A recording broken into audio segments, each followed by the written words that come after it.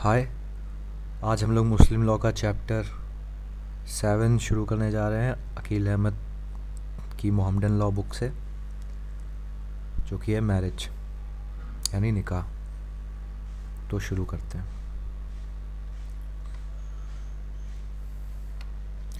In pre Islamic days women were treated as chattels and were not given any rights of inheritance and were absolutely dependent. It was Prophet Muhammad who brought about a complete change in the position of women. तो जैसा कि हमने पहले के chapter में पढ़ा था historical background में कि वुमेन जो थी उनको किसी सामान की तरह समझा जाता था प्री इस्लामिक पीरियड में, जब इस्लाम नहीं आया था। फिर मोहम्मद साहब ने इस्लाम धर्म को प्रमोट करके ये सब जो भी चीज़ें थी सोसाइटी में इसमें बदलाव किया और वुमेन्स की पोजीशन को बढ़ावा दिया। The contract of marriage gives no power to any one over her person और beyond what the law defines. तो शादी का कॉन्ट्रैक्ट जो है वो किसी को भी ऐसी शक्ति नहीं देता है किसी भी आदमी को कि वो वुमेन पे अपना जो है हक जता सके, या फिर जितना लॉ में दिया गया उसके अलावा जो अधिकार नहीं देता है कि औरतों के ऊपर किसी भी इंसान का। Definition of marriage. The Arabic word nikah literally means the union of sexes and in law terms means marriage. In Hidaya it is defined as nikah in its primitive sense means carnal conjunction, यानी कि दो शरीरों का मिलन निकाह का मतलब बताया गया है। In the language of law, it implies a particular contract used for the purpose of legalizing generations. तो लॉ के लैंग्वेज में अगर हम देखें तो फिर जो जनरेशन यानी कि अपनी पीढ़ी को बढ़ाना, यही इसका पर्पस जो है वो शादी बताया गया है। Marriage as an institution leads to the uplift of man. आदमी के जो भी आदमी है उसमें उसको इम्प्रूवमेंट के लिए मैरिज को माना गया है कि शादी से एक आदमी इम्प्रूव होता है। And is a means for the continuance of human race बनाए रखने के लिए एक ज़रिया है शादी। The main aim of institution of marriage is to protect the society from foulness and unchastity. तो जो मेन एम है वो शादी का वो कि जो सोसाइटी में फ्रॉड हो रहे हैं और जो गलत तरह की चीज़ें चल रही थी और अपवित्र जो चीज़ें हो रही थी उनको बदल के सत्य के बेसिस पे एक रिलेशन इस्टेब्लिश हो सके। It has also been said that marriage is so holy a sacrament that in this world it is an act of इबादत और वर्शिप। शादी को जो है वो एक पवित्र संस्कार माना गया है और यहाँ तक कि उसको माना जाता है कि आप उस शादी करके ही एक तरह से आप पूजा कर रहे हो भगवान की। According to Amir Ali, marriage is an institution ordained for the protection of the society and in order that human beings may guard themselves from foulness and unchastity. अमीर अली के अनुसार शादी जो है वो सोसाइटी के प्रोटेक्शन के लिए एक ऑर्डर है गॉड का, और इससे जो है इंसान ह्यूमंस जो हैं वो खुद को ये अपवित्रता और फ्रॉड से बचा सकते हैं। According to Tayabji, marriage brings about a relation based on and arising from the permanent contract for intercourse and protection of children between a man and woman who are referred to as parties of one marriage and who after being married become husband and wife. Objects of marriage. A glossary of Tirmidhi sets out 5 objectives of marriage. तो Tirmidhi की जो text है जो उन्होंने दी हुई है उसमें 5 objective बताए गए हैं मैरिज के। The restrain of sexual passion, यानी जो सेक्सुअल पैशन है उसको कंट्रोल करना। The ordering of domestic life को एक ऑर्डर में एक अच्छे ऑर्डर में सेट करना। The increase of the family को बढ़ाना। The discipline of the same in the care and responsibility of wife and children. तो वाइफ और चिल्ड्रन की रिस्पॉन्सिबिलिटी और केयर के लिए एक तरह की सीख देता है शादी। The bringing of virtuous childrens, तो चिल्ड्रंस हैं उनको एक मोरली अच्छा चिल्ड्रन बनाना, उनकी इस तरह से बढ़ाना, उनको इस तरह से पालन पोषण करना कि वो एक मोरली अच्छे इंसान बन सकें. Hidaya speaks of the ends of marriage as cohabitation, society and equal friendship. तो हिदाया में जो है मैरिज के जो नीड है वो बताई गई हैं कि एक तो कोहैबिटेशन यानी कि सेक्सुअल इंटरकोर्स, और समाज की एक ज़रूरत है, और एक आपसी में इक्वल फ्रेंडशिप हो, ये भी एक ज़रूरत है.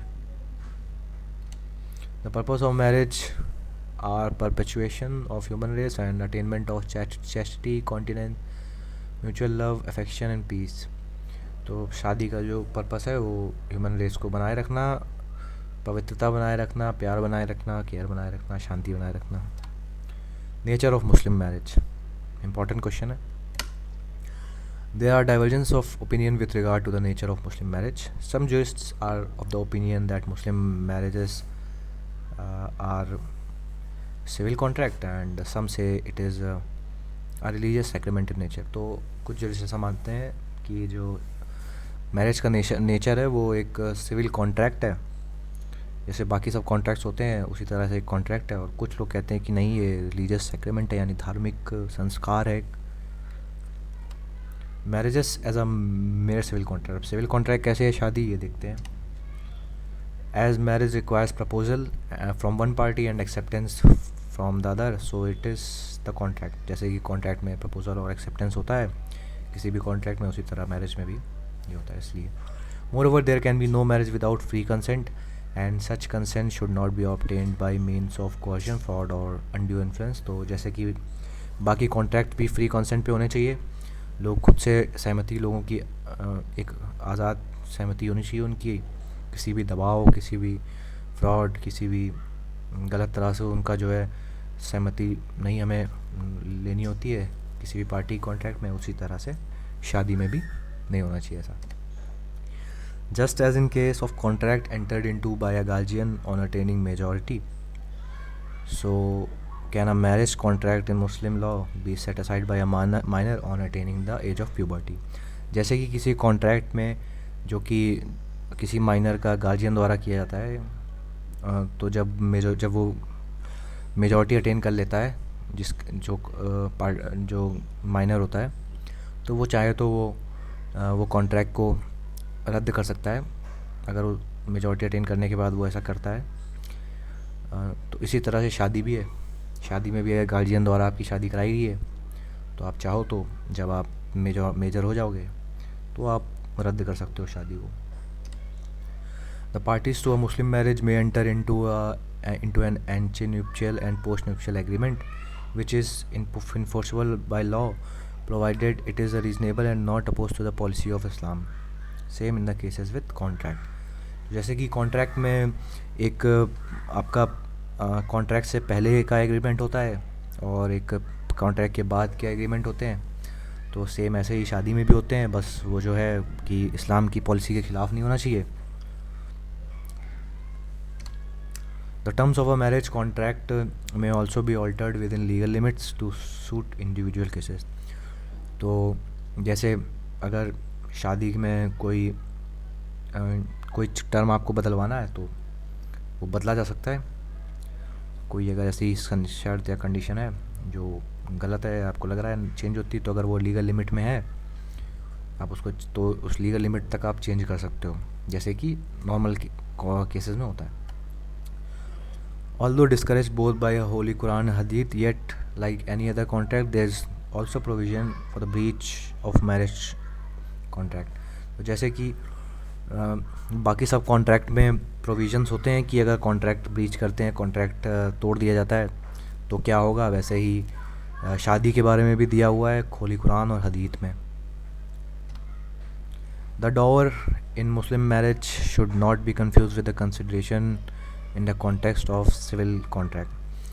तो जो महर होती है मुस्लिम मैरिज में, जो शादी के टूटने के बाद मिलती है, डाइवोर्स होने के बाद, तो उसको उसी तरह से जैसे कॉन्ट्रैक्ट में होता है कि कंसिडरेशन मिलती है अगर आप फुलफ़िल नहीं कर पाते हो, तो ये दोनों चीज़ें कंफ्यूज नहीं करना चाहिए हमें, दोनों अलग अलग फॉर्म है एक तरह से कंसिडरेशन के. In Hidayah, it is laid down the payment of dower is enjoined by the law merely as a token of respect for its object, wherefore the mention of it is not absolutely essential to the validity of marriage. तो जो payment of जो महर की जो रकम देनी होती है वो एक रिस्पेक्ट माना, टोकन ऑफ रिस्पेक्ट माना जाता है वो मैं अपनी वाइफ के लिए. और ऐसा ज़रूरी नहीं है कि अगर आप वो नहीं दोगे तो फिर शादी वैध नहीं होगी, ऐसा नहीं है. तो इसलिए हम लोग को जो सिविल कॉन्ट्रैक्ट में लेकिन आपको देना ही होती कंसिडरेशन, तो इसलिए एकदम सेम नहीं मान सकते, इन दोनों चीज़ों को अलग अलग है. Thus we see that the similarities of a Muslim marriage to a contract are so pronounced that some jurists have treated it entirely as a civil contract.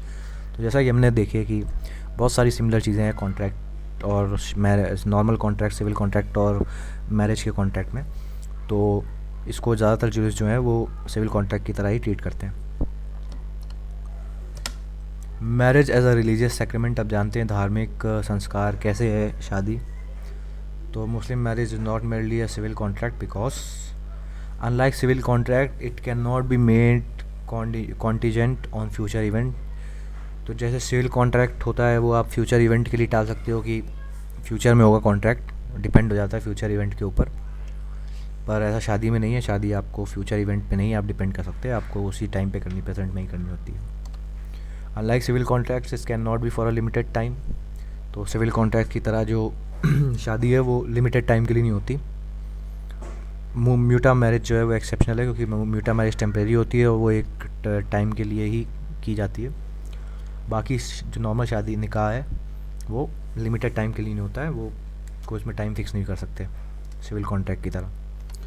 Unlike civil contract the analogy of lien can not be applied to the marriage contract.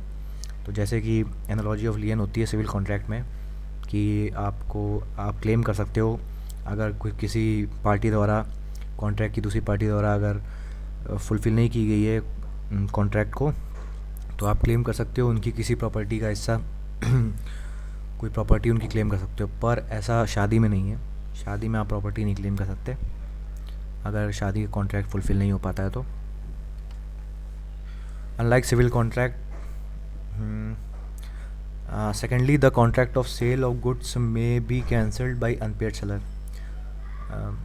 He may resell the good by rescinding such contract, whereas in a contract of marriage, the wife is not entitled to divorce her husband to remain with a third person. तो जैसे कि contract of sale of goods act में जैसा हमने पढ़ा था कि अगर कोई सेलर जो है उसको पैसा, उसने सामान बेचा है पर उसे पैसा नहीं मिला है उस दूसरी पार्टी द्वारा उसका, तो वो चाहे तो वो गुड को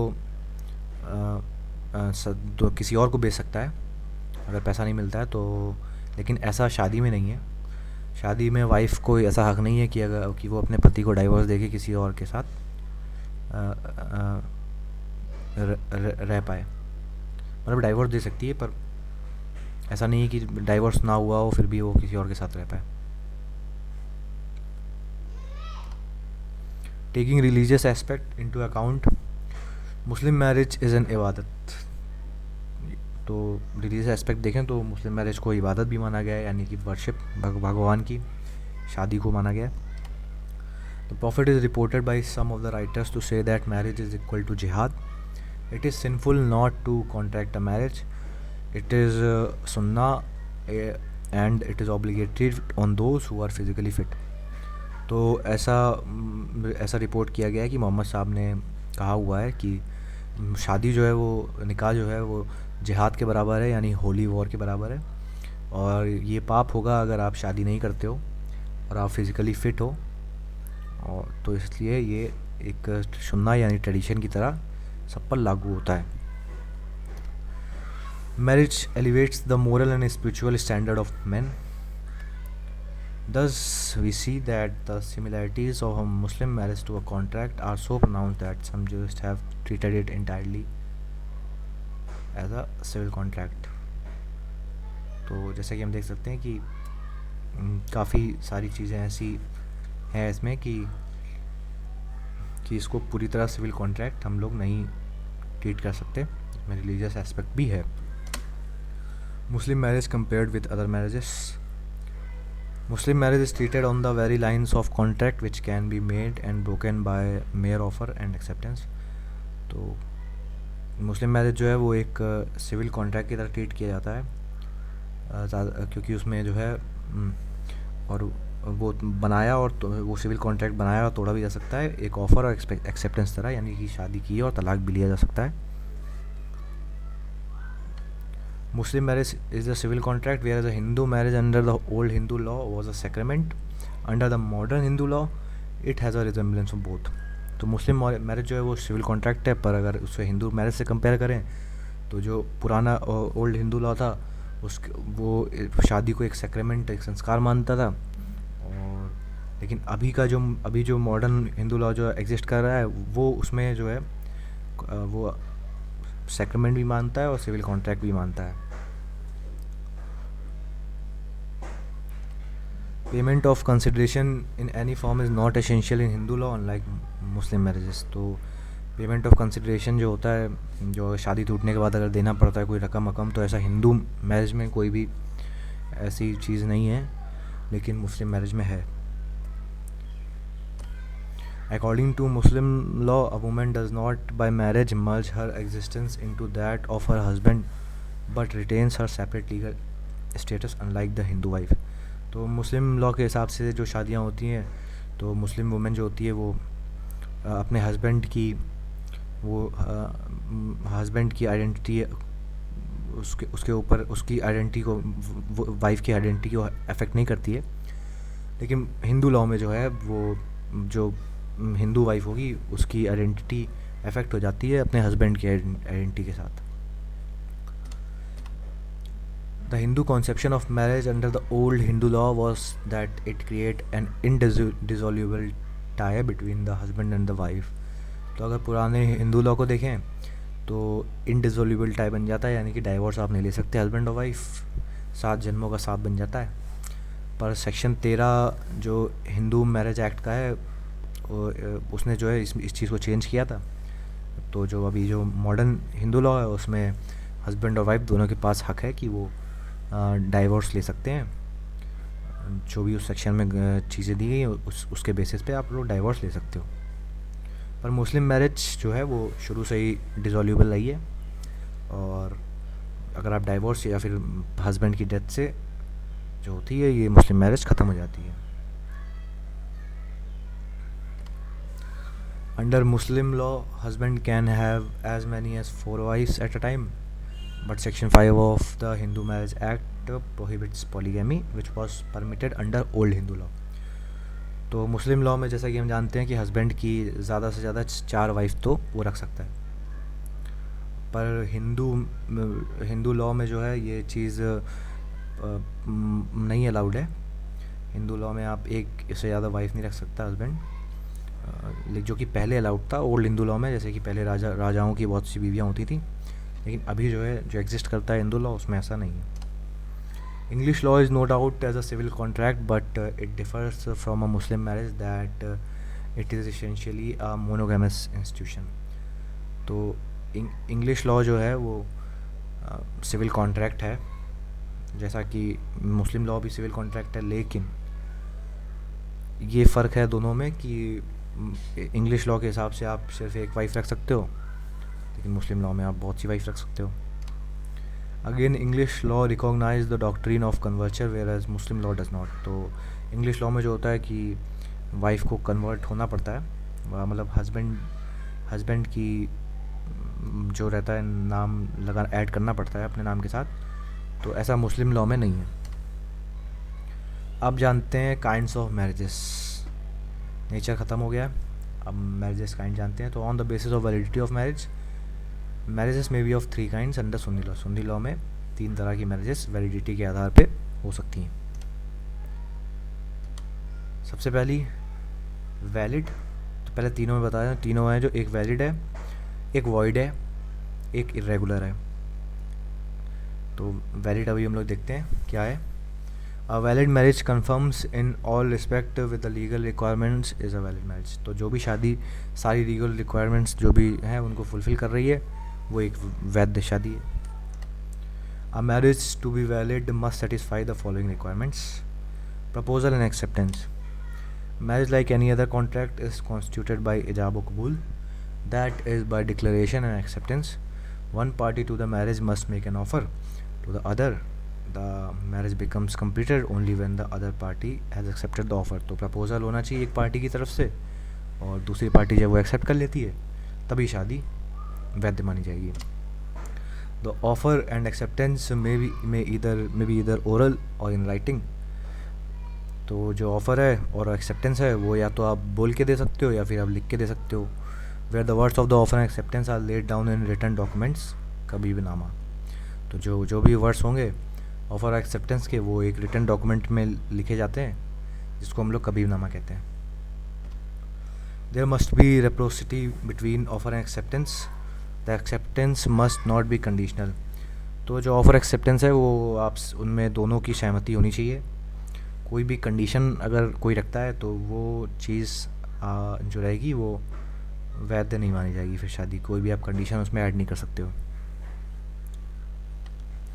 proposal and acceptance must have taken place at one meeting. तो ये दूसरा रिक्वायरमेंट है वैलिड शादी के लिए, वैध शादी के लिए, कि जो भी प्रपोजल एक्सेप्टेंस हो वो एक ही मीटिंग में होना चाहिए। ये नहीं कि एक दिन आपने कहा कि मुझसे शादी करोगे और फिर हफ्ते भर बाद जो आपकी वाइफ है वो बोले कि हाँ। The words conveying proposal and acceptance must be uttered in each others presence end of their agents और कॉल्ड वकील्स। तो जो भी प्रपोजल एक्सेप्टेंस है वो एक दूसरे के प्रेजेंस में होनी चाहिए, जो भी पार्टीज़ हैं, या फिर उनके जो वकील हैं उनकी प्रेजेंस होनी चाहिए। विटनेसेस, ये तीसरी रिक्वायरमेंट है वैध शादी के लिए। Under Sunni law the proposal and acceptance must be made in the presence of 2 mails and और 1 मेल एंड 2 फीमेल विटनेस। तो सुन्नी लॉ में जो है प्रपोजल और एक्सेप्टेंस जो है वो 2 या तो मेल विटनेस हो तो वैध मानी जाएगी, या फिर 1 मेल और 2 फीमेल विटनेस हो तो वैध मानी जाएगी। और जो विटनेस हैं वो दिमागी रूप से सही होने चाहिए, एडल्ट्स होने चाहिए और मुस्लिम होने चाहिए। Absence of witness does not render marriage void but irregular. तो अगर विटनेस नहीं है तो शादी जो है वो वॉइड हो जाएगी, नहीं वो वॉइड नहीं होगी, मतलब ख़त्म नहीं, वॉइड नहीं मानी जाएगी लेकिन इरेगुलर मानी जाएगी। तो वॉइड और इरेगुलर में डिफरेंस मैं अभी बता देता हूँ आपको कि वॉइड जो होती है वो बिल्कुल, मतलब कि ये बिल्कुल इलीगल शादी है, इसको आप लोग कुछ भी करके सही नहीं कर सकते। लेकिन इरेगुलर जो है तो वो उसमें कुछ कमियां होती हैं शादी में जो आप सही कर सकते हो, और जैसे सही कर दोगे वो वैध बन जाती है, वॉइड मतलब वैलिड बन जाती है। और वॉइड कभी वैलिड नहीं बन सकती, इरेगुलर वैलिड बन सकती है जब वो कमियां दूर कर दी जाएँ। तो अगर विटनेस नहीं है और आप कोई विटनेस ला के फिर से एग्रीमेंट करते हो तो वो शादी वैलिड बन जाएगी, क्योंकि ये इरेगुलरिटी का साइन है। Under Shia law witness are not necessary at the time of marriage, they are required at the time of dissolution of marriage. तो शिया लॉ में विटनेस ज़रूरत नहीं है, जो शिया सेक्टर है मुस्लिम्स का तो उसमें विटनेस की ज़रूरत नहीं होती शादी के वक्त, लेकिन जब आप डाइवोर्स ले रहे हो तब आपको विटनेस की ज़रूरत है। फ्री विल एंड कंसेंट, चौथी requirement. The parties contracting a marriage must be acting under their free will and consent. The consent should be without fear, undue influence और फ्रॉड। तो जो भी शादी कर रहे हैं पार्टीज़, तो उन दोनों वो लोग जो हैं अपनी इच्छा से फ्रीली अपनी सहमति से शादी करें। कोई भी अगर डर दबाव या धोखाधड़ी के उस पर बलबूते पे शादी की जाती है तो वो शादी वैध नहीं मानी जाएगी। कंसेंट में बी एक्सप्रेस और इम्प्लाइड, स्माइलिंग और लाफ्टर और remaining silent may be constituted to imply consent. तो कंसेंट जो है वो एक्सप्रेस भी हो सकता है, यानी आप बोल के लिख के दे रहे हो तो भी माना जाएगा, और इम्प्लाइड भी हो सकता है, यानी कि आपने कुछ बोला नहीं, बस स्माइल कर रहे हो या हंस रहे हो, शांत बैठे हो, तो भी वो कंसेंट मान लिया जाता है. Consent under compulsion. According to the Hanafi law, contracts of marriage, even under compulsion, or the offer and acceptance, even if pronounced without any intention to effect a marriage, are valid.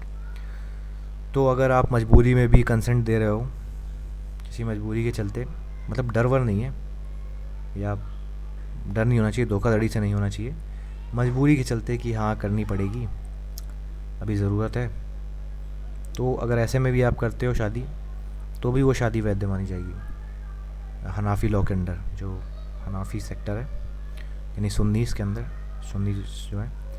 और अगर आपका कोई intention नहीं भी है शादी करने का, फिर भी आप कर रहे हो, देखो करके देखते हैं क्या होता है, ऐसा कुछ, तो भी वो शादी वैध मानी जाएगी. The other 3 schools of Sunni laws and the Shia schools holds a contrary opinion. According to these schools, marriage under compulsion is not valid. तो ये सिर्फ जो का मजबूरी में शादी करना अलाउड है, वो सिर्फ हनाफी स्कूल जो है सुन्नी लॉ का, उसमें अलाउड है. बाकी जो 3 स्कूल हैं सुन्नी लॉ के, उसमें ये नहीं अलाउड है, और शियाज़ में भी ये नहीं अलाउड है. Competent parties. Age of marriage. तो कंपिटेंट होनी चाहिए पार्टी शादी करने के लिए. तो सबसे पहले जो कंपिटेंट पार्टी की होना चाहिए, तो कंपिटेंसी आएगी कहाँ से, एज ऑफ मैरिज, यानी शादी की में जो पार्टीज़ हैं उनकी एज. तो Muslims who is of sound mind and who has attained puberty may enter into a contract of marriage. तो जो भी दिमाग की रूप से सही है इंसान, और जो प्यूबर्टी अटेन कर चुका है, तो वो जो है वो इंसान शादी के कॉन्ट्रैक्ट के लिए कर सकता है. वो the parties must be able to understand the nature of the act. उन्हें समझ में आना चाहिए पार्टीज़ को कि हाँ हम लोग जो कर रहे हैं वो क्या कर रहे हैं. और a marriage contract by a मजनून is void except when it is contracted in lucid intervals. तो अगर किसी लूनेटिक यानी बच्चे के द्वारा, छोटे बच्चे के द्वारा शादी की जाती है, यानी 7 साल से कम की उम्र वाले, तो वो वॉइड होगी. पर अगर वो इंटरवल्स में की जा रही है शादी, पूरी शादी कंप्लीट नहीं की गई है, पर इंटरवल्स में की जा रही है, उसके प्यूबर्टी जब तक आएगी उसकी, तब तक के लिए वो शादी धीरे धीरे की जा रही है, तो वो शादी वॉइड नहीं होगी. और जो भी अगर गार्जियंस के द्वारा की जाती है शादी, फिक्स कर दी जाती है बच्चों की 7 साल से कम की, तो वो भी वॉइड नहीं मानी जाएगी.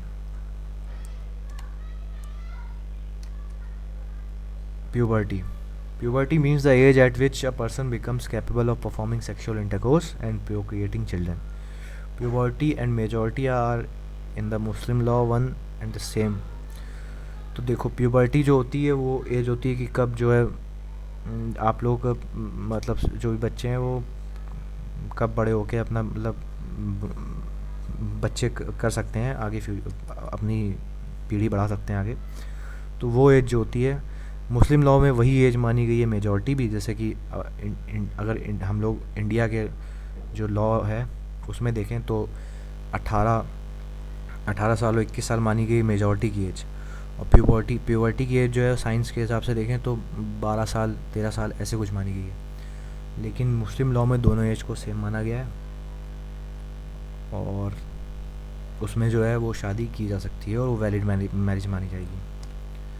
The presumption is that a person attains majority at the age of 15, but the Hidayah lays down that the earliest period of a boy is 12 years and a girl 9 years. तो presume किया जाता है ऐसा कि majority जो है वो 15 साल की, यानी मेजॉरिटी प्यूबर्टी को एक ही एज है मुस्लिम लॉ में, तो 15 साल की उम्र में वो एज आ जाएगी. और हिदाया जो है गाइड है मुस्लिम लॉ की, तो उसमें ऐसा दिया है कि 12 वर्ष और लड़की की जो है 9 वर्ष ही मान ली जाएगी.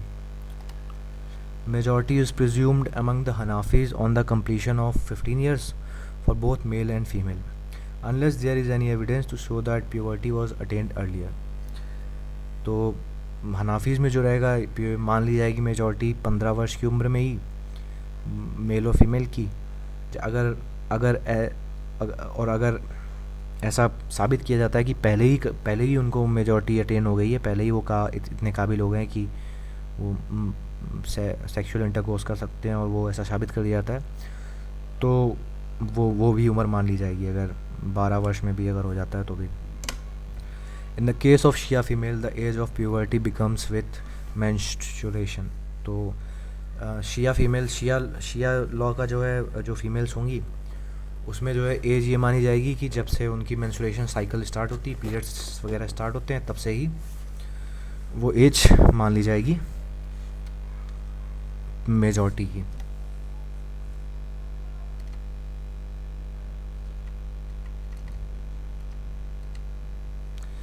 A marriage of male below 21 years of age and of female below 18 years of age is a child marriage by the Child Marriage Restraint Act 1929.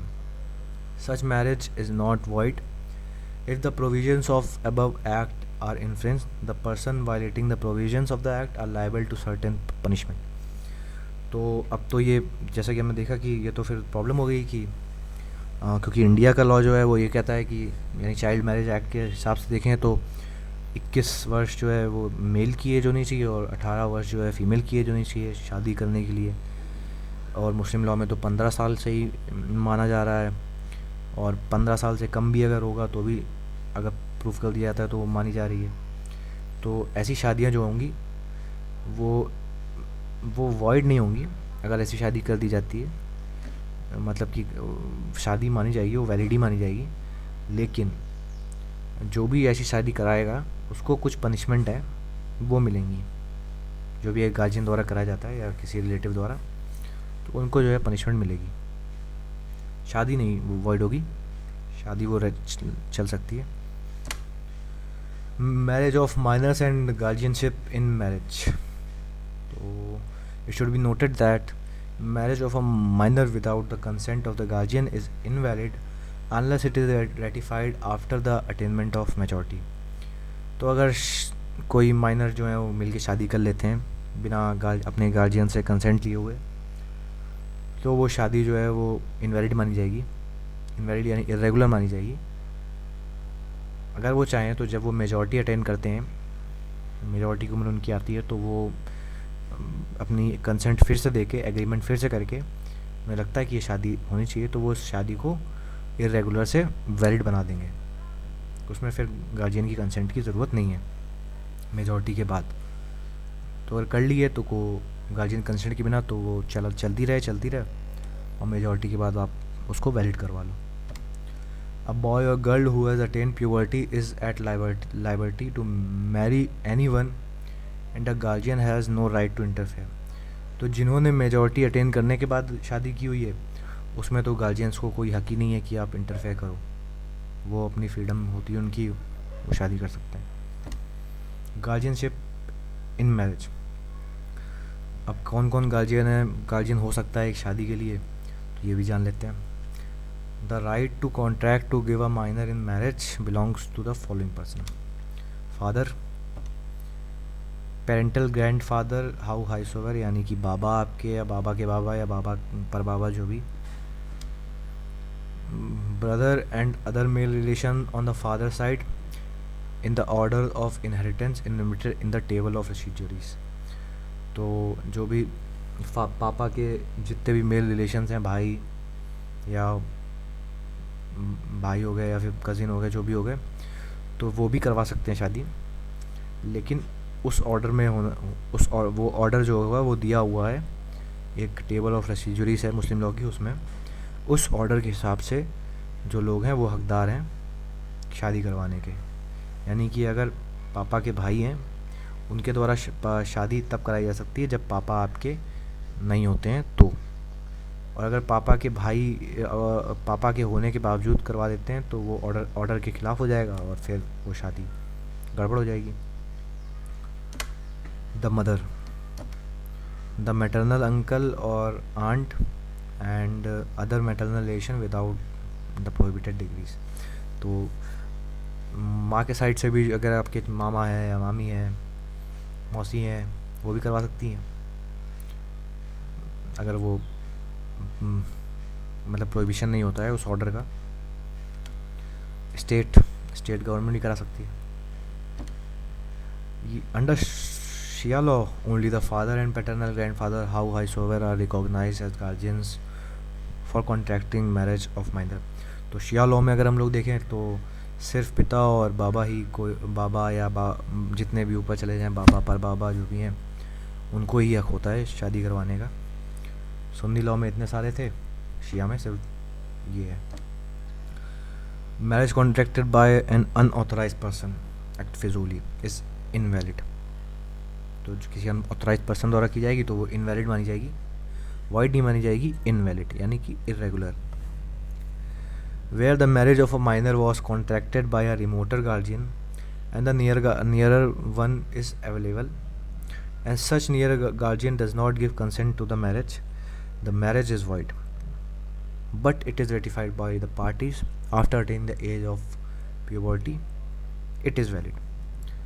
तो अगर आपकी शादी जो है आप करना चाहते हो, आपके पापा सहमत नहीं हैं, लेकिन आपके चाचा जो हैं वो आपकी शादी करवाने के लिए सहमत हैं और आपके चाचा द्वारा आपकी शादी करवा दी गई है किसी के साथ। पापा तो सहमत है नहीं और टेबल जो है वो रेसिड्यूरीज़ की वो गड़बड़ हो गया ऑर्डर, तो वो शादी जो होगी वो फिर इरेगुलर हो जाएगी उस वक्त के लिए, जब तक जो है आप प्यूबर्टी अटेन नहीं कर लेते, यानी आपकी एज नहीं हो जाती शादी करने लायक, और फिर आप खुद से जो है अपनी कंसेंट दे देते हो कि हाँ मैं शादी करना चाहता था, ये शादी जो है मतलब आप फिर से एग्रीमेंट कर देते हो, तो फिर आपकी शादी वैध हो जाएगी।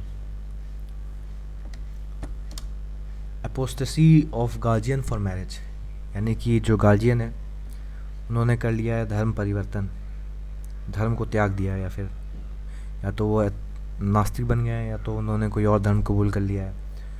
ऐसे गार्जियन जो हैं अपने बच्चे जो हैं उनकी शादी, मतलब बच्चा तो मुस्लिम ही है अभी तक, तो अब वो शादी करवा सकते हैं कि नहीं करवा सकते हैं। तो under the Muslim law an apostate has no right to contract a minor in marriage. तो जो अपोस्टेट हैं, जिन्होंने धर्म त्यागा है, वो अपने बेटे जो माइनर उनका है बच्चा जिसकी उम्र नहीं हुई है शादी की, उसकी शादी नहीं करा सकते, उनको हक नहीं है।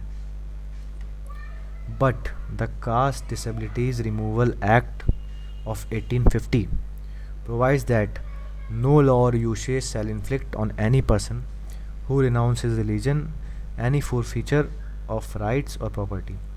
लेकिन जो इंडिया में कास्ट डिसेबिलिटीज़ रिमूवल एक्ट है वो इस चीज़ की इजाज़त देता है कि कोई भी अगर इंसान अपना धर्म त्याग देता है या धर्म बदल लेता है तो उसका कोई भी हक नहीं जाएगा, उसके बच्चे की या उसकी किसी प्रॉपर्टी में से उसका हक नहीं जाएगा, तो वो शादी करवा पाएंगे इस एक्ट के under.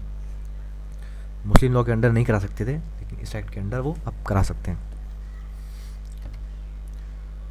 On the same principle, it has been maintained by some author that a aforesaid act would not cause forfeiture of the right of guardianship for marriage on apostasy of a marriage guardian.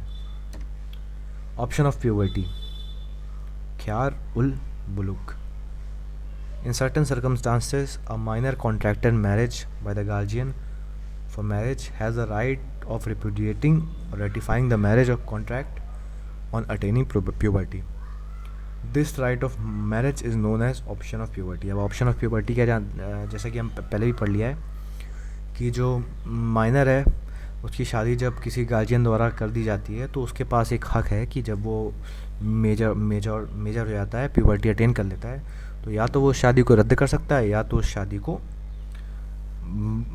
मतलब वैध बना सकता है कि हाँ ये शादी चलेगी। उसी को ऑप्शन ऑफ प्यूबर्टी कहते हैं। टाइम ऑफ ऑप्शन, तो कितना टाइम होता है कि ये ऑप्शन लेने, ये जो हक है आपका, इसको ले सकते हो आप।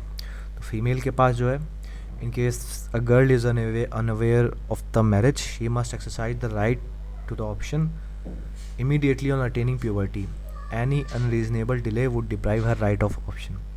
तो अगर किसी शादी को किसी लड़की को जब उसकी शादी कराई गई, उसे पता नहीं था कि ये शादी हो रही है मेरी, तो उसके पास जैसे ही वो प्यूबर्टी अटेन करती है तो उसको तभी के तभी जो है शादी वो तोड़ देनी चाहिए। अगर वो कोई भी किसी बिना वजह की डिले कर देगी, देर कर देगी, तो फिर वो ऑप्शन जो उसका हक है वो चला जाएगा, वो शादी छोड़ नहीं सकती। If she doesn't know that she has this right, it is prolonged until she is acquainted with the fact that she has such right। तो अगर जो है वो मेजर हो भी गई है, लेकिन उसे पता नहीं चला कि ऐसा कोई राइट है उसके पास कि वो शादी को ख़त्म कर सकती उसी वक्त, तो फिर ऐसे में जो है ये चीज़ तब तक एक्सटेंड हो जाएगी, ये उसका राइट तब तक एक्सटेंड हो जाएगा जब तक कि उसे ये चीज़ पता नहीं चल जाती कि हाँ उसके पास एक राइट है। जैसे ही उसे राइट पता चले तो फिर से वो कोई भी डिले किए बिना शादी को उसी वक्त ख़त्म कर दे। और ख़त्म करने और डाइवोर्स में ये अंतर है। तो ख़त्म करने में आपको जो है कुछ चीज़ें नहीं करनी पड़ती हैं, आपके ऊपर शादी किसी भी तरह से वो लागू नहीं होती। लेकिन डाइवोर्स में बहुत से चीज़ें आपको करनी पड़ेंगी, वो हम लोग आगे जानेंगे। तो इसलिए ख़त्म करना मतलब कि शादी कभी हुई नहीं, और डाइवोर्स अलग चीज़ होती है। तो उसके पास एक हक है ख़त्म करने का शादी। The option of puberty can be exercised through a substantive suit filed by the wife and not in a husband's suit for restitution of conjugal rights. The marriage subsists until the reputation is confirmed by the court। तो जो option of puberty है वो simply आप एक wife जो होगी वो एक सूट फाइल कर सकती है कोर्ट में, लेकिन वो सूट जो है वो अलग होना चाहिए। अगर आपके हस्बैंड ने जो है अपने जो शादी के हक़ हैं उनको वापस पाने के लिए कोई केस कर रखा है, तो उसी में आप नहीं कर सकते, आपको एक अलग से केस करना पड़ेगा अपनी की शादी जो है वो ख़त्म कर दी जाए। क्योंकि आपको पता नहीं था या कुछ भी था, वो ऑप्शन वाला जो रहेगा वो आप अलग से केस में ले सकते हो। तो फिर तब तक शादी चलेगी जब तक जो कोर्ट है वो फैसला नहीं सुना देता कि हाँ अब जो है शादी ख़त्म होती है। बाय द मेल, आदमी कैसे ये इस चीज़ को और इस ऑप्शन को किस वक्त तक ले सकता है? तो a male has the same right of option of puberty, the option is ratified on attaining puberty. तो मेल के पास भी सेम ही राइट्स हैं, उसे बिना देर किए हुए जैसे ही प्यूबर्टी आती है तुरंत उसको शादी ख़त्म करनी होगी, और अगर नहीं पता है तो जब पता चले तब ख़त्म कर दो। तो express declaration, payment of डॉवर, cohabitation. तो ऑप्शन जो है वो अगर आप चाहते हो कि शादी ना ख़त्म हो तो आप ऐसा कर सकते हो कि आप इसको डिक्लेयर कर दो कि हाँ मेरी शादी मत ख़त्म करो, ये शादी चलती रहनी चाहिए। सिंपल ऐसे डिक्लेयर करके भी कर सकते हो, या फिर आप डॉवर देके यानी कि दहेज देके शादी को वैलिड कर सकते हो, या फिर आप जो है कोहैबिटेशन यानी कि आप सेक्सुअल इंटरकोर्स वाइफ के साथ आपने किया, इससे भी आपका जो है शादी वो हमेशा के लिए वैलिड हो जाएगी। नो लीगल डिसेबिलिटी, ये भी एक इम्पॉर्टेंट चीज़ है कि ऐसा नहीं होना चाहिए कि लीगल डिसेबिलिटी के चलते आपकी शादी जो है वो वैध ना हो पाए। तो legal disability means the existence of certain circumstances under which marriage is not permitted. This prohibition has been classified into 4 classes. तो लीगल डिसेबिलिटीज़ 4 तरह की होंगी जिसके चलते आपकी जो शादी है वो अलाउड नहीं होती है। Absolute incapacity, absolute incapacity to marriage arises from, तो जो बिल्कुल ही मतलब एकदम परफेक्ट एकदम एब्सोल्यूट इनकैपेसिटी है कि अब तो ये शादी हो ही नहीं सकती। वो कंडीशन क्या है? Consanguinity means blood relationship and bars a man from marrying, यानी कि अपने किसी ब्लड रिलेशन से अगर कोई आदमी जो है वो शादी करता है तो वो चीज़ एब्सोल्यूट इनकैपेसिटी क्रिएट कर देगी, उसकी शादी वहाँ पे वैध नहीं होगी। तो ब्लड रिलेशंस कौन कौन से ये देखते हैं। His mother and grandmother how highsoever, मतलब अपनी माता, अपनी नानी की नानी, परनानी, जो भी अपना उन जितने भी ऊपर चले जाओ उनसे शादी नहीं कर सकते। His daughter or granddaughter how low सोएवर, तो अपनी बेटी, बेटी की बेटी, बेटी की बेटी, जितने भी चले जाओ उनसे शादी नहीं कर सकते। हिज सिस्टर वेदर फुल कॉन्सेंग्वाइन और यूटरीन, तो अपनी बहन यानी कि अपनी जो पूरी तरह से आपकी ब्लड रिलेशन में बहन है, या फिर आपके पिता की बेटी है, यानी कि स्टेप सिस्टर है किसी तरह से अपने पिता की तरफ से, या फिर अपनी माता की तरफ से स्टेप सिस्टर है ना, उनसे आप शादी नहीं कर सकते। हिज नीस और ग्रेट नीस हाउ लो सोएवर, यानी कि अपनी जो भतीजी होगी और भतीजी की भतीजी, उनसे नहीं कर सकते। आंटी से, आंटी की मम्मी से, और आंटी यानी कि आपकी मौसी हो गई या फिर आपकी चाची हो गई, जो कि आपके पापा के भाई हो गए, आपकी पापा की बहन होगी, वो जो आपकी आंटी और चाची लगेंगी या मौसी लगेंगी, तो उनसे आप शादी नहीं कर सकते, क्योंकि वो भी ब्लड रिलेशन ही हो गया एक तरह से, क्योंकि वो पापा की बहन है, तो फिर वो एक रिलेशन हो गया। A marriage with a woman prohibited by reason of consanguinity is void. Issues from such marriage are illegitimate. तो अगर ऐसी किसी आप औरत से शादी करते हो ब्लड रिलेशन वाले, तो वो तो वहीं पे वॉइड हो जाएगी। और अगर कोई भी चीज़, आज कोई भी आपके राइट्स वहाँ पे नहीं बनेंगे, सब और बच्चा भी जो होगा वो इलीगल माना जाएगा उस शादी से। Affinity, a man prohibited from marrying his wife's mother or grandmother how high soever, or his wife's daughter or granddaughter how low soever, only if the with the wife was consummated, तो अपने जो बीवी है उनकी, उसकी बेटी से या फिर बेटी की बेटी से आप शादी नहीं कर सकते। जैसे कि आपने किसी और लेडी से शादी की है और वो पहले से ही उसकी कोई बेटी है, तो आप उससे शादी नहीं कर पाओगे, उसकी मतलब बेटी से शादी नहीं कर पाओगे। क्यों? तब तक नहीं कर पाओगे अगर आपने जो शादी है वो आपने अपनी वाइफ के साथ जो है वो सेक्सुअल संबंध जो है वो बना चुके हो आप, तो आप उनकी बेटी से फिर शादी नहीं कर पाओगे। वाइफ ऑफ हिज फादर और पैटर्नल ग्रैंडफादर हाउ लो सोएवर, तो अपने पिता की बीवी से, क्योंकि 4 बीवी हो सकती हैं मुस्लिम्स की, तो अगर आपके पिता हैं उनकी कोई वाइफ हैं तो उनसे आप शादी नहीं कर सकते हो। अपने बाबा की किसी वाइफ से शादी नहीं कर सकते हो। वाइफ ऑफ हिज सन और सन और डॉटर सन हाउ लो सोएवर, तो बहू से अपनी शादी नहीं कर सकते हो। A marriage with a women prohibited by reason of affinity is void, तो इनमें से भी किसी साथ शादी की आपने तो वो वहीं पे रद्द होती, वो वॉइड है, गलत है शादी। Fosterage, when a child under the age of 2 years has been suckled by a woman other than its own mother, the woman becomes the foster mother of the child. A man may not marry his foster mother or her daughter or his foster sister.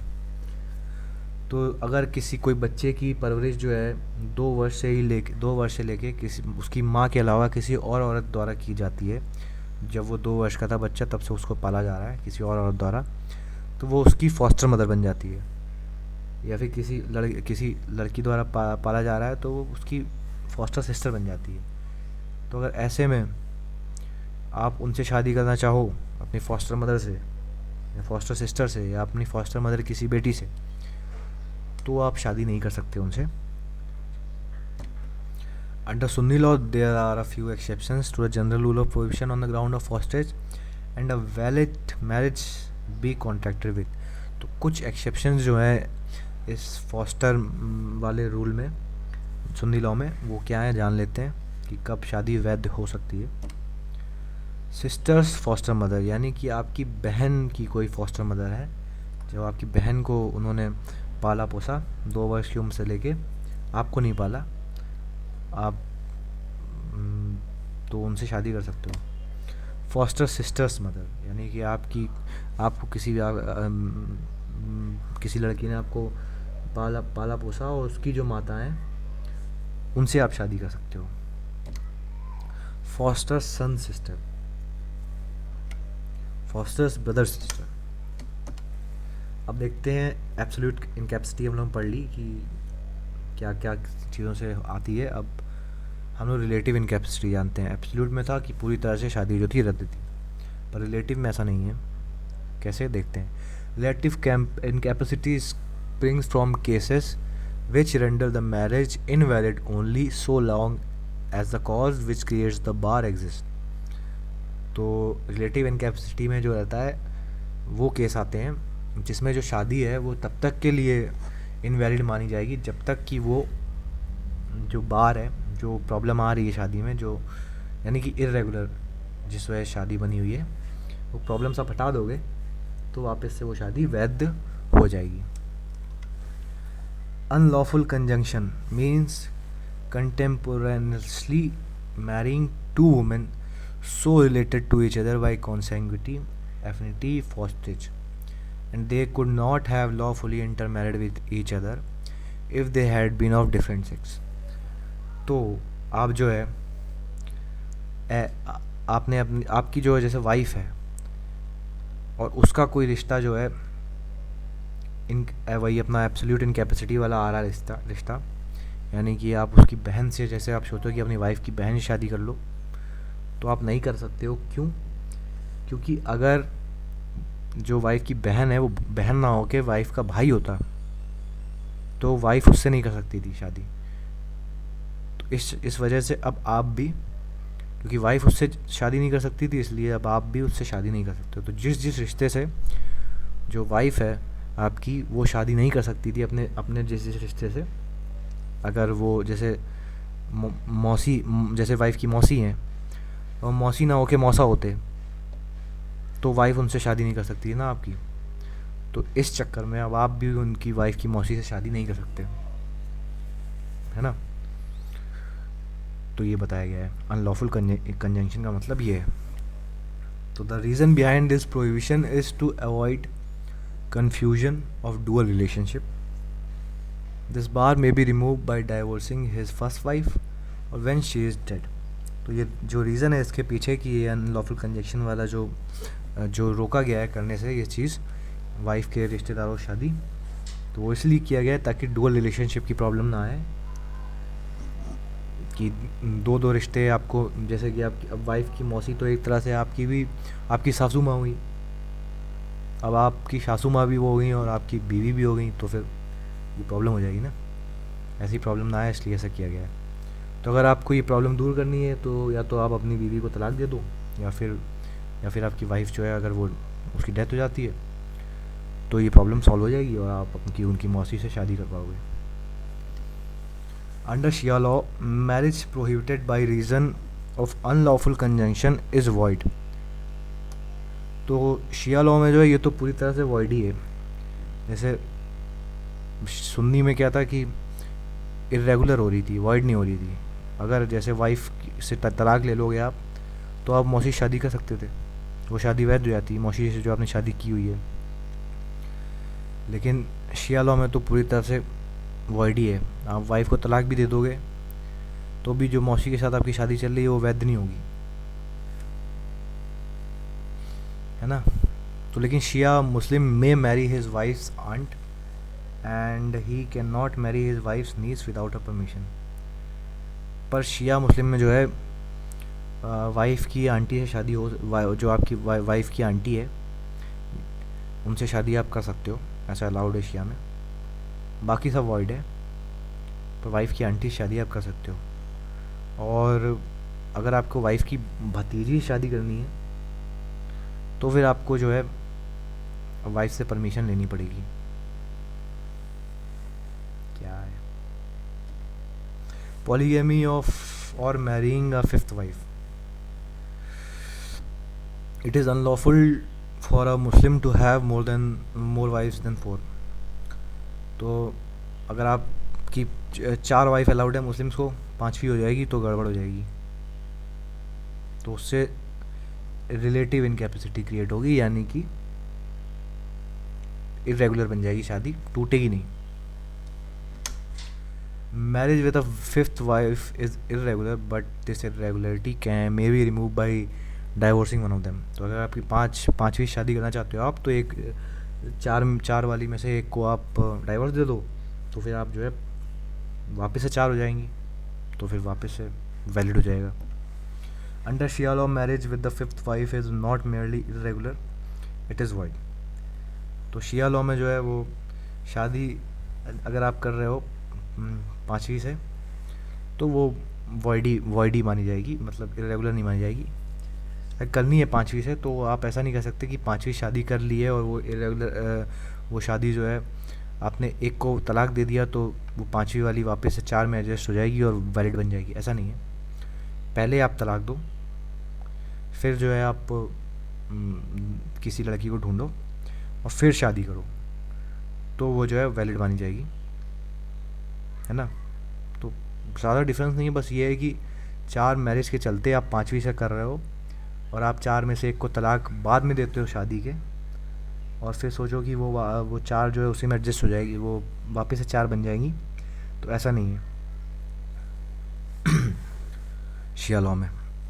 Sunni में आप चाहो आपके ऐसा है, वापस से भी चार हो जाती है, अगर आप चार के साथ में भी पाँचवीं करते हो और फिर तलाक देते हो तो भी हो जाता है। A Muslim woman cannot marry more than one husband and will be liable bigamy under section 494 IPC and issues of such marriage are illegitimate। तो जैसे आदमी चार कर सकते हैं, तो वैसे औरत नहीं कर सकती। औरत एक से ज़्यादा हस्बैंड नहीं होने चाहिए।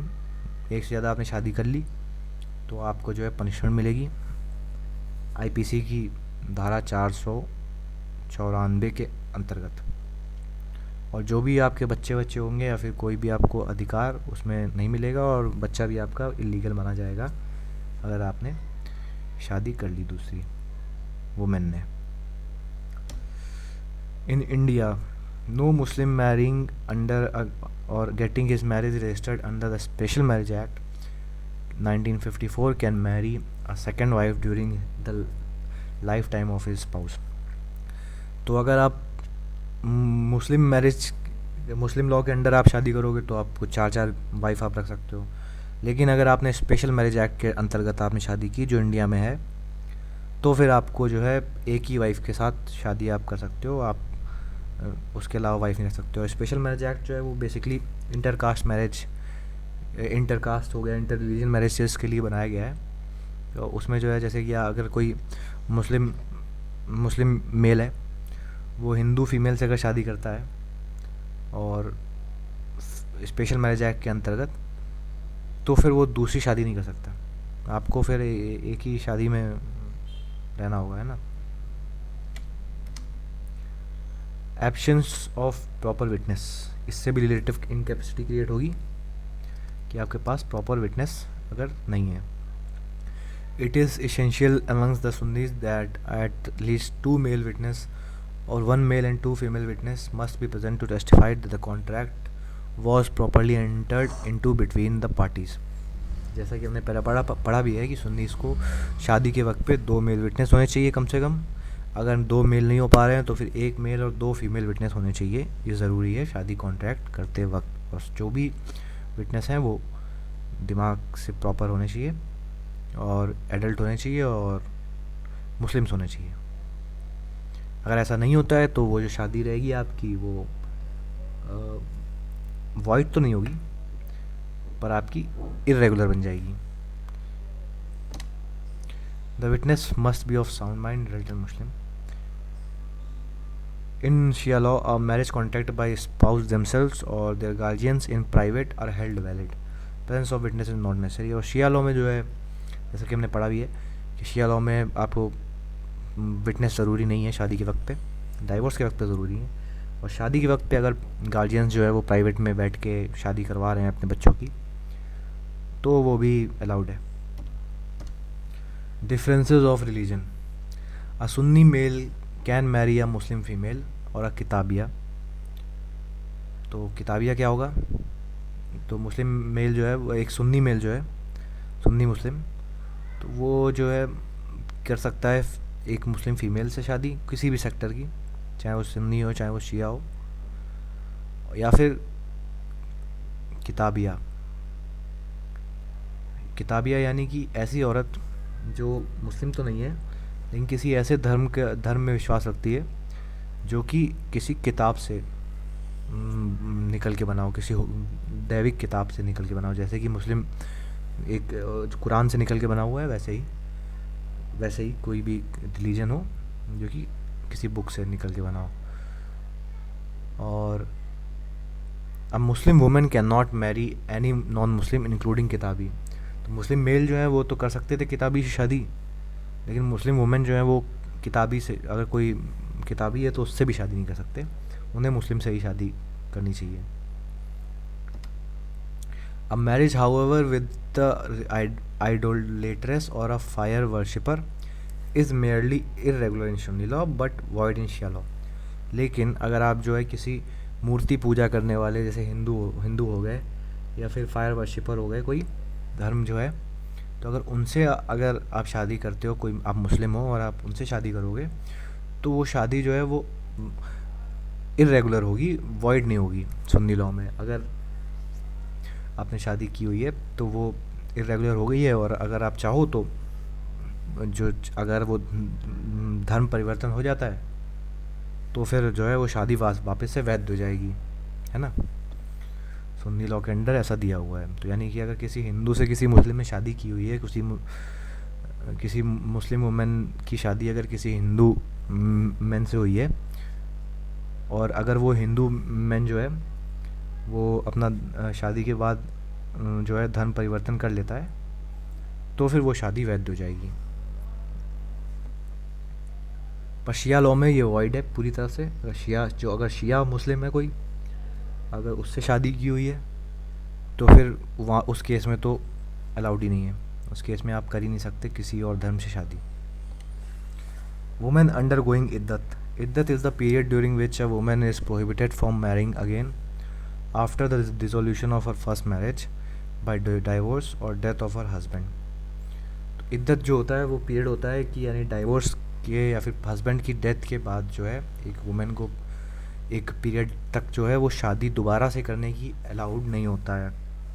ऐसे ही 4 महीने का या साल 2 साल का जो पीरियड होता है, अगर तलाक हुआ है आप लोग का तो आप उस पीरियड में दोबारा से शादी किसी और से मतलब ना करें।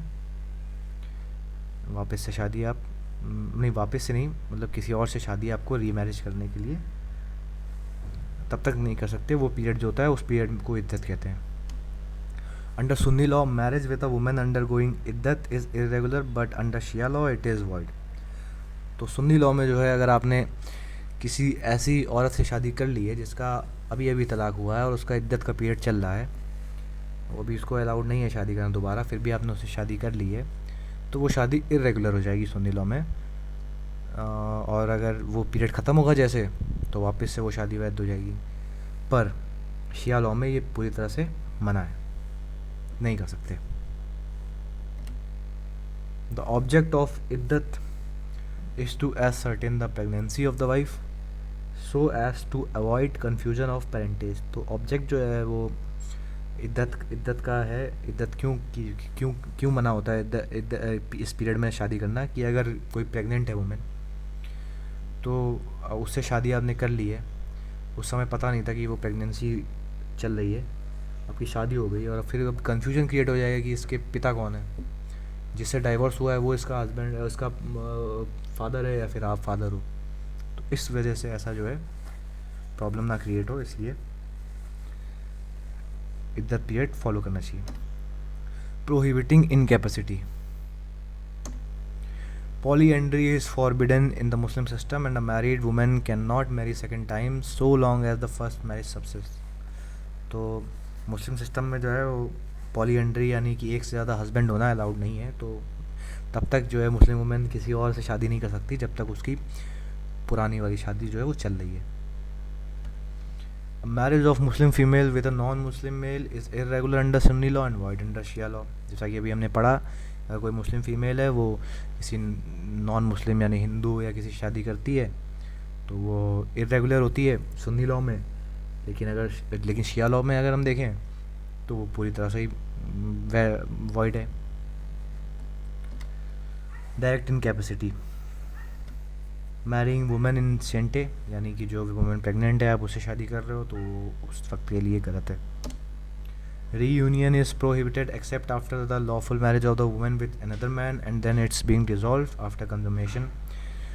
तो ये जो है मतलब दोबारा से जो शादी, जैसे आपने किसी से तलाक लिया, आपको किसी ने तलाक दे दिया, किसी हस्बैंड ने अपनी वाइफ को, अब वो उस वाइफ से वापस शादी करना चाहता है, तो वो शादी तब तक लॉफुल नहीं मानी जाएगी जब तक जो है वो वुमेन किसी और आदमी से शादी करके जो है तलाक नहीं ले लेती, तब तक वो शादी वापस से नहीं कर सकती पुराने वाले से, ऐसा लॉफुल नहीं माना जाएगा। करने वाले तो करते हैं। Under Shia law marriage during pilgrimage is void.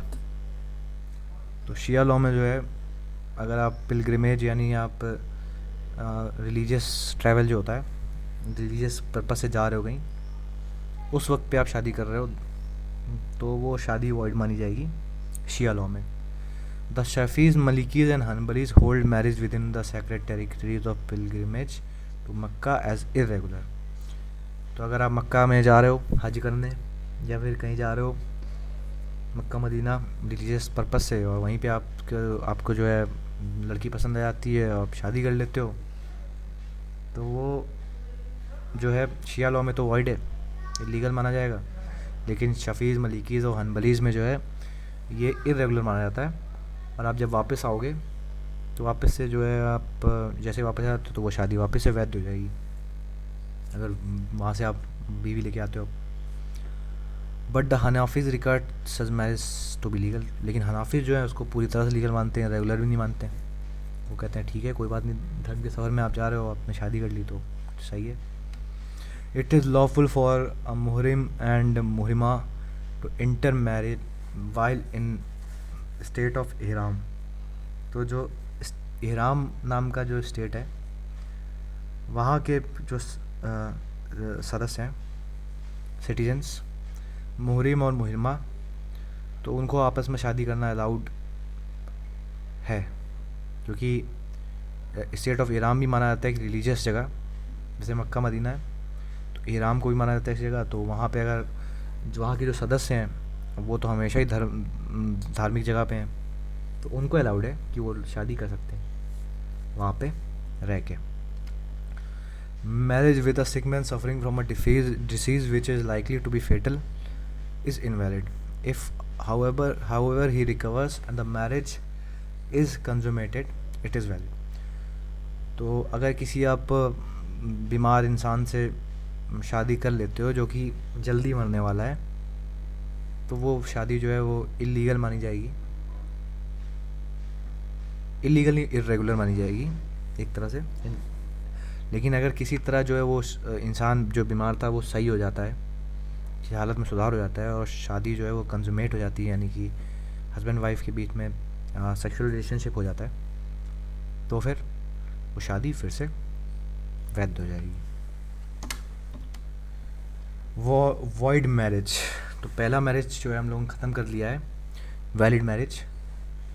अब जो है वैलिड, अब जो दो मैरिज बच रही हैं, वॉइड और इरेगुलर, इन दोनों मैरिजेस के बारे में हम लोग नेक्स्ट वीडियो में पढ़ेंगे। वॉइड मैरिज जो होती है उसका कोई भी लीगल रिजल्ट नहीं होता है, जैसा कि हम देख पा रहे हैं, तो ये हम लोग आगे पढ़ेंगे। तो थैंक यू।